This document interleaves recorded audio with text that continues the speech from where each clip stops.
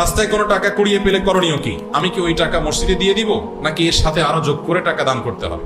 আমাদের দেশে অনেক মাসআলা আগের যুগের মুরব্বীরা বানাইছে, সৎ উদ্দেশ্যে অসৎ কাজ করছেন, সৎ উদ্দেশ্যে অসৎ কাজ করছেন, নেক উদ্দেশ্যে জাল হাদিস বানাইছে। এরকম অনেক বিষয় আছে। এর মধ্যে এটা একটা, যে রাস্তায় যদি কোনো টাকা পাওয়া যায়, কুড়ানো টাকা, হারানো টাকা কেউ যদি ধরে, তাহলে 10 টাকার নোট হলে 20 টাকা তাকে দিতে হবে। এটা একটা জাল হাদিস। এই জাল হাদিস যারা বানাইছেন তাদের একটা নেক নিয়ত ছিল। কি নিয়ত সেটা? যাতে করে মানুষ যেমনে সেমনে টাকা ধরার সাহস না করে, যে ধরলে কিন্তু আমার 20 টাকা দেওয়া লাগবে, বাবা তার চাইতে না ধরি, যার টাকা সেই পাক।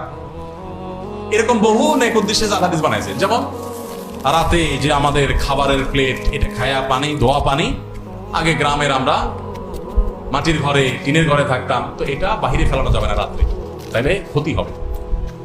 এই মাসালা যারা